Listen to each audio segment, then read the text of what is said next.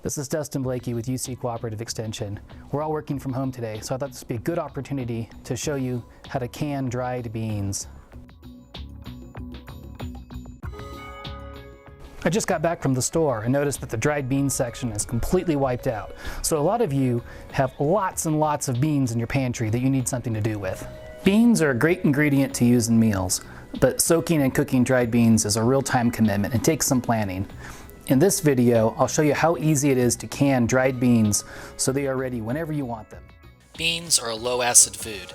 In order to safely can them, you must use a pressure canner. I will be using a dial gauge pressure canner today, but a weighted gauge will work just as well. It's dangerous to use any other type of canning process. Failure to follow directions could lead to botulism, but thankfully, the directions are easy. I think beans make a good first pressure canning project. The recipe I am using has been tested by USDA. You can get the recipe in the description below or by visiting the National Center for Home Food Preservation. I'm going to make a small batch of kidney beans. I normally would make more, but 2 pounds is what I could get. To start, like with any dried bean recipe, sort, rinse, and rehydrate the beans. I prefer to soak beans for 12 to 18 hours, but you can also do a quick soak by bringing the beans to a boil for 2 minutes and then soak for an hour. Both ways work fine. Rehydration is important, so don't skip this step. Soaking ensures proper heat penetration. Putting dry beans in a jar could be dangerous. Either way you decide to soak the beans, drain the water afterward.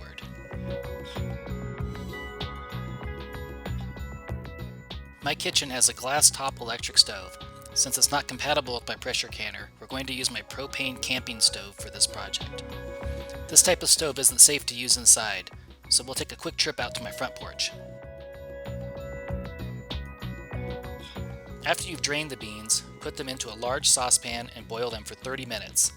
This is a good time to get your jars cleaned and ready to set up for canning. Wash the jars, rings, and lids. A pound of beans usually makes me a bit more than 3 pints, so I'll get 7 jars ready just to be safe. This is optional, but the recipe calls for a half teaspoon of canning salt per jar. I always add it. Oh look, time's up. We're done boiling for 30 minutes. It's time to fill our jars and to start to can them. Fill jars with beans and cooking water, leaving 1 inch of headspace.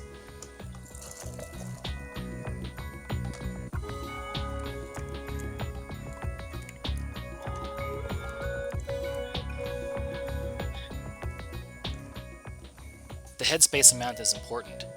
I use this handy tool to make sure my headspace is correct. Wipe the rims with a paper towel and put on the lids and rings. Rings should only be finger tight. Try to be more like an arthritic grandparent and less like the Incredible Hulk. Turn the rings until they stop and then just go a little bit more. Don't get them too tight. You want hot, but not boiling water in your canner. Mine is already heated to 180 degrees. Follow your canner's instructions with the water level in the canner. About 2 inches works for pints of beans in my canner. Make sure the rack is on the bottom of the canner and then load your jars. Secure the canner lid. Turn heat on high to begin the venting process. Once there is steam coming out in a cone shape, set a timer for 10 minutes. This vents the air out of the canner and ensures there's just steam inside.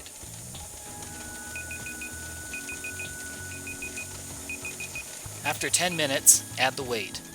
I'm using a dial gauge canner, so I will bring it up to 13 pounds pressure for my altitude, 4,000 feet. The pressure you need to process beans varies with altitude, so be sure to read your recipe closely. For pints of beans, the process is 75 minutes. For quarts, it's 90. Keep an eye on your pressure. If your pressure falls below the recommended amount, you will need to restart the entire timing from the beginning. Believe me, that's a real bummer 60 minutes into the processing. I've been processing these pints for 75 minutes, so we're ready to begin cool down and depressurization. This step is important and should not be rushed. Don't do anything like using cold water to speed the cool down. Let it happen naturally. It makes a safer and better product. Start by turning the heat off.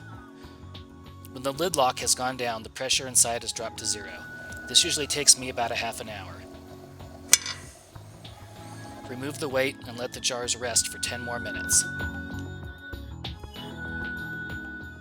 After 10 minutes, you can remove the jars. Be sure to keep them upright. Put them in a draft-free location for 12 to 24 hours to cool down.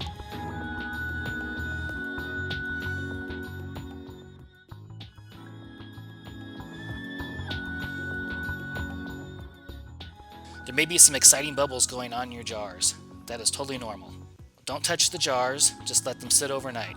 Go do something else, like join a Zoom meeting. Sorry, I was on mute.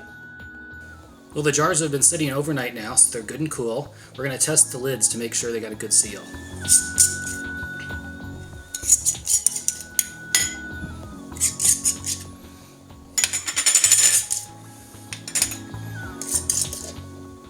Well, here's one that didn't seal.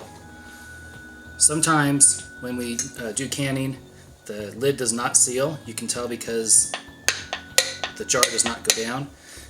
That's no big deal. What you do in this case, I'll just put this in the refrigerator and I'll have it for dinner tonight. After you've checked the lids to make sure you had a good seal, I always like to wipe off and clean the jars. The final step is to label your jars so that you know when you processed it and what's inside. So I'm going to write kidney beans, the date I did it, and how long I processed it for. 75 minutes at 13 psi. And that's the whole process. It's really not difficult to make beans. A lot of people don't feel very confident using the pressure canner, but after a few tries, practice makes perfect. Keep on trying. Stay healthy, everybody.